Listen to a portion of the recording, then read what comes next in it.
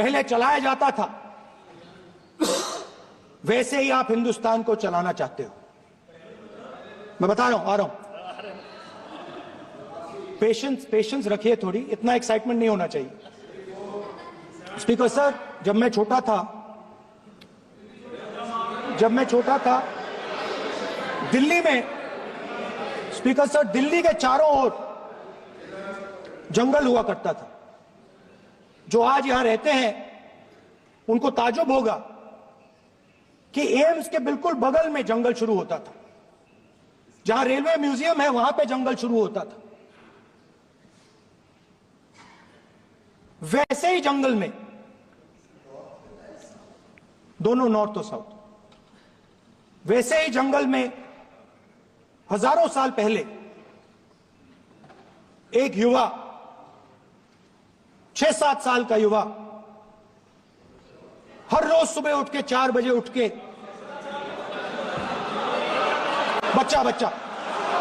बच्चा, वाह बहुत बढ़िया, एक बच्चा 4 बजे उठ के तपस्या करता था। हर रोज सुबह तपस्या, हाँ, हर रोज सुबह वो धनुष उठाकर तीर कमान चलाता था और घंटे उसने तपस्या की, सालों के लिए उसने तपस्या की।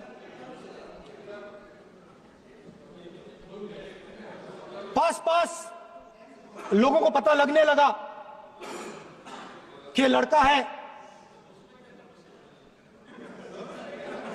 यही तो आप नहीं समझ सकते हो, यही तो प्रॉब्लम है। धनुष में तपस्या है, मनरेगा के काम करने में तपस्या है। तपस्या का मतलब शरीर में गर्मी पैदा करना, समझिए। हाँ, तब का ये मतलब है, तपस्या का ये मतलब है।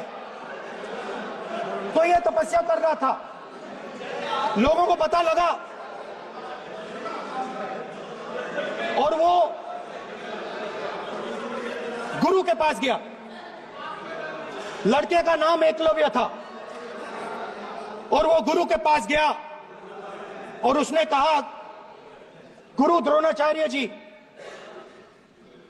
मैं सालों से धनुष चलाना सीख रहा हूं, मैंने अपनी पूरी शक्ति इसमें डाली है,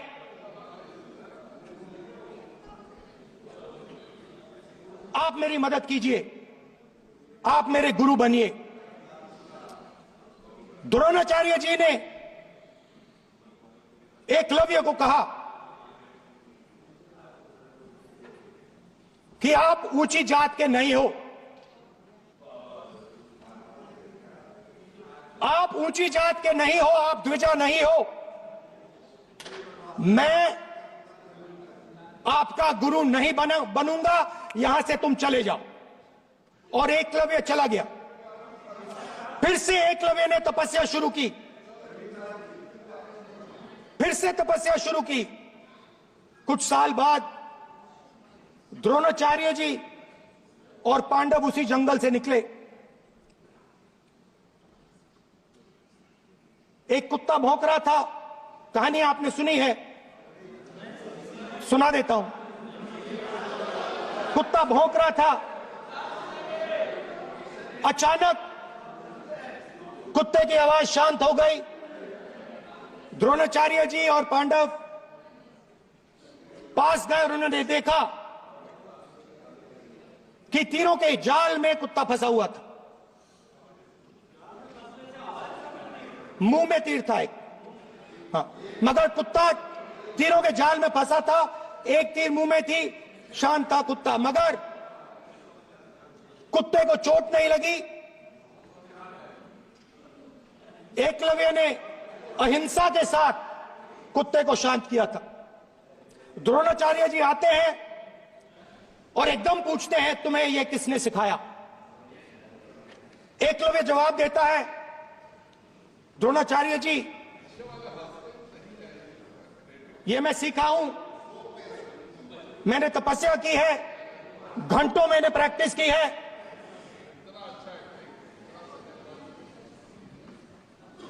आपने मुझे गुरु बनने से मना किया था, तो मैंने एक मूर्ति, मट्टी की मूर्ति सामने रखी और मैंने प्रैक्टिस की और मैं सीखा। द्रोणाचार्य जी खुश नहीं हुए। द्रोणाचार्य जी ने एकदम कहा, तुम्हें मुझे गुरु दक्षिणा देनी है। नहीं नहीं, ये आपकी स्टोरी है, ये आपकी स्टोरी है। मेरी स्टोरी है कि द्रोणाचार्य ने पूछा।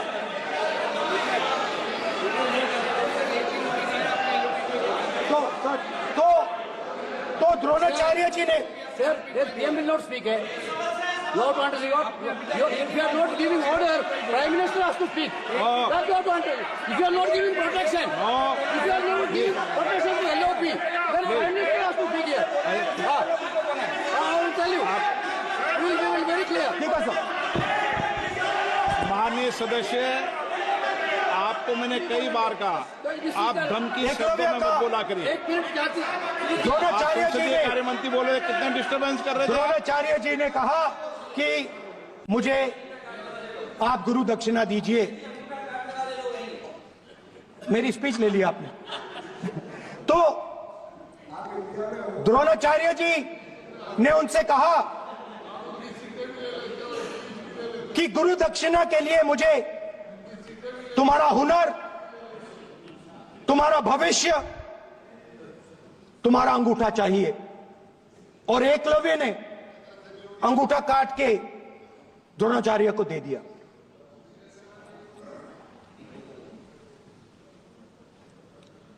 यह अभय मुद्रा है। इसमें कॉन्फिडेंस, स्ट्रेंथ, निडरता कहां से आती है? हुनर से आती है, इस अंगूठे से आती है। ये लोग इसके खिलाफ हैं। जैसे द्रोणाचार्य जी ने एकलव्य का अंगूठा काटा, वैसे ही आप पूरे देश का अंगूठा काटने में लगे हुए हो। आप जैसे ही एकलव्य का, जैसे द्रोणाचार्य जी ने एकलव्य का अंगूठा काटा, वैसे ही आप हिंदुस्तान के युवाओं का, जैसे ही एकलव्य ने, ठीक है सर, जैसे एकलव्य का अंगूठा काटा गया, वैसे ही आप हिंदुस्तान के युवाओं का, सबका अंगूठा काटते हो। जब आप अदानी जी को धारावी देते हो, तो आप धारावी के जो एंटरप्रेन्योर्स हैं, जो स्मॉल एंड मीडियम बिजनेसेस हैं, उनका आप अंगूठा काटते हो। जब आप हिंदुस्तान के पोर्ट्स, एयरपोर्ट्स, डिफेंस इंडस्ट्री, ये सब जब आप अदानी को देते हो,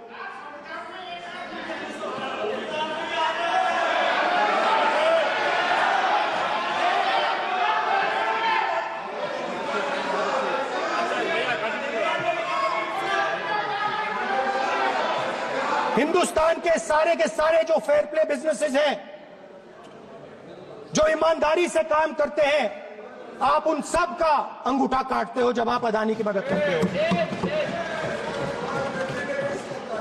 कॉन्स्टिट्यूशन में लैटरल एंट्री कर आप हिंदुस्तान के युवाओं का, पिछड़ों का, गरीबों का अंगूठा काटते हो।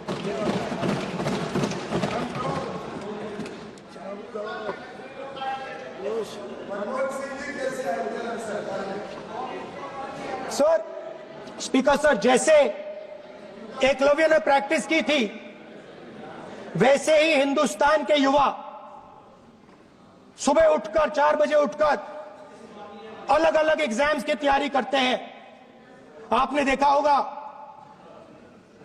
पहले हजारों युवा सुबह उठकर रनिंग करते थे, वेट ट्रेनिंग करते थे आर्मी में जाने के लिए।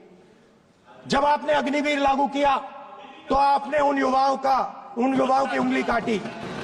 जब आप पेपर लीक कराते हो, 70 बार आपने पेपर लीक करवाया है, तब आप हिंदुस्तान के युवाओं के का अंगूठा काटते हो।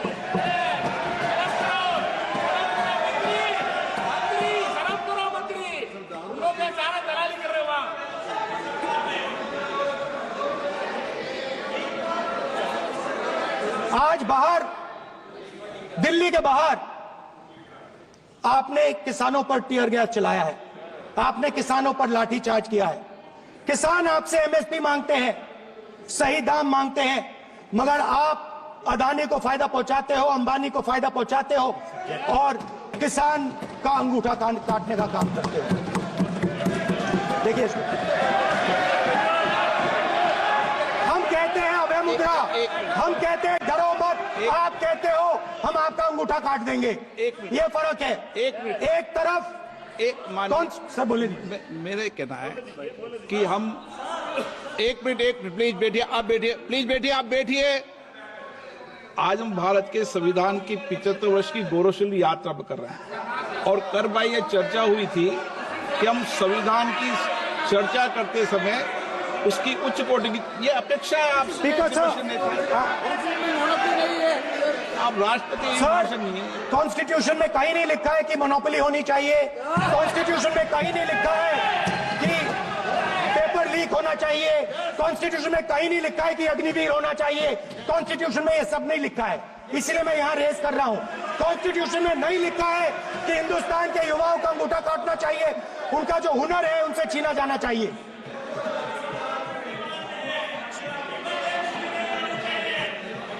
बैठे बैठे कर रहे हैं सर, 5 बजे अब भी बैठे बैठे करेंगे। अब कुछ नहीं बोलना है उसको, 5 बजे देखिएगा, 5 बजे देखिएगा क्या कर स्पीकर सर, मिलेगा। मैं कुछ दिन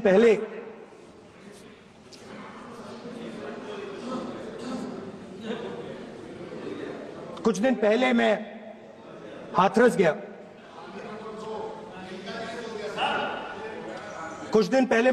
गया। हाथरस में 4 साल पहले एक लड़की का बलात्कार होता है। गैंग रेप होता है।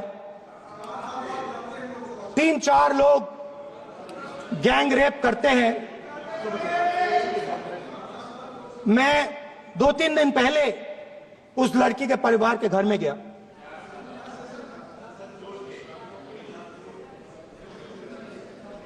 जिन्होंने गैंग रेप किया वो बाहर घूम रहे हैं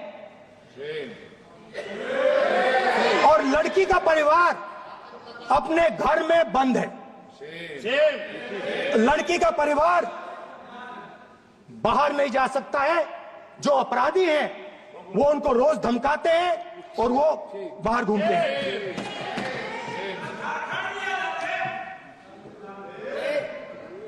परिवार ने मुझे बताया कि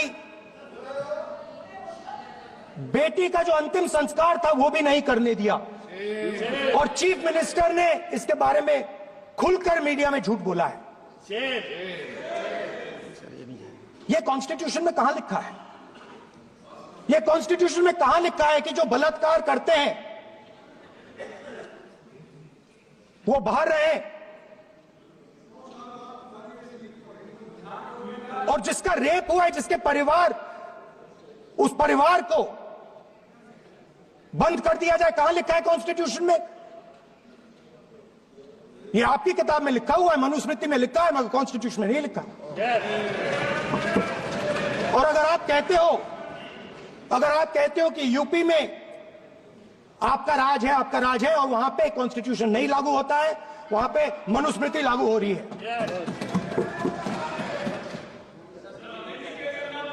परिवार ने मुझे कहा कि यूपी की सरकार ने उन्हें वायदा किया था, कहा था कि हम आपका रिलोकेशन करेंगे, आपको कहीं और रहने की जमीन देंगे। आज तक 4 साल हो गए हैं, आज तक उनका रिलोकेशन नहीं किया गया है।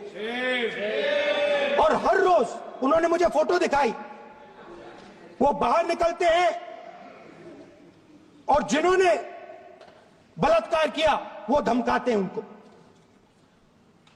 तो मैं इस हाउस में कहना चाहता हूं कि अंबेडकर जी के संविधान वाले लोग, इंडिया गठबंधन वाले लोग, हम सब मिलकर उस परिवार का रिलोकेशन हम करेंगे अगर आप नहीं करोगे तो। और हिंदुस्तान के हर गरीब व्यक्ति को हम ये कहना चाहते हैं, आपकी रक्षा कॉन्स्टिट्यूशन करता है और ये बीजेपी के लोग कॉन्स्टिट्यूशन पर 24 घंटा आक्रमण करते रहते हैं। कॉन्स्टिट्यूशन में लिखा है prohibition of discrimination on grounds of religion, race, caste, sex और place of birth. The state shall not discriminate against any citizen on grounds only of religion, race, caste, sex, place of birth और any of them. Some days back, youngsters from Sambal came to see me. Innocent people, they had done nothing. They were just, वो बस पास में थे, 5 लोगों को गोली मार के हत्या कर दी। ये कहां लिखा है कॉन्स्टिट्यूशन में? ये कहां लिखा है कॉन्स्टिट्यूशन में? तो लिखा है prohibition of discrimination of grounds of religion. और जहां भी आप जाते हो, एक धर्म को दूसरे धर्म से लड़ाते हो, नफरत फैलाते हो। कहां लिखा है कॉन्स्टिट्यूशन में? कहां लिखा है कॉन्स्टिट्यूशन में कि एक धर्म को दूसरे धर्म से लड़ाना है? कहां लिखा है कॉन्स्टिट्यूशन में कि दलित परिवार को बंद करके अंदर रखना है और उनके अपराधियों को बाहर घूमने देना है? कौन से कॉन्स्टिट्यूशन में लिखा है? मुझे दिखाइए।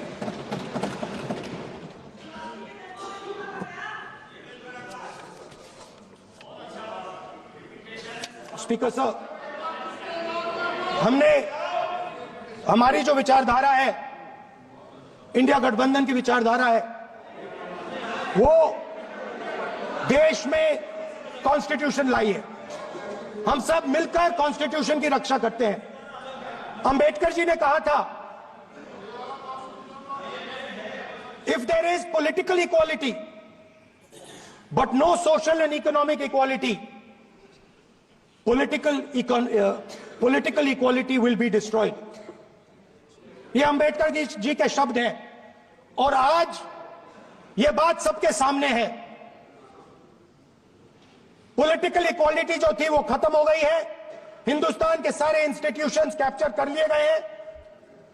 सोशल इक्वालिटी नहीं रही, फाइनेंशियल इकोनॉमिक इक्वालिटी नहीं रही। इसीलिए हमारा अगला कदम जाति जनगणना होगा। हम देश को दिखाना चाहते हैं कि आपने किन लोगों का और कहां कहां अंगूठा काटा है। हम दलितों को, आदिवासियों को, पिछड़ों को, किसानों को, मजदूरों को दिखाना चाहते हैं कि आपने किस किस का अंगूठा काटा है। इसलिए जो मैंने वायदा किया था, इसी हाउस में यहां हम कास्ट सेंसस लागू करेंगे और उसके बाद हिंदुस्तान में एक नए तरीके का विकास होगा, एक नई तरीके की राजनीति होगी। जो मैंने पहले कहा था, जो आपको अच्छा नहीं लगता है, 50% रिजर्वेशन, उस दीवार को हम यहां तोड़ेंगे। 50% रिजर्वेशन की दीवार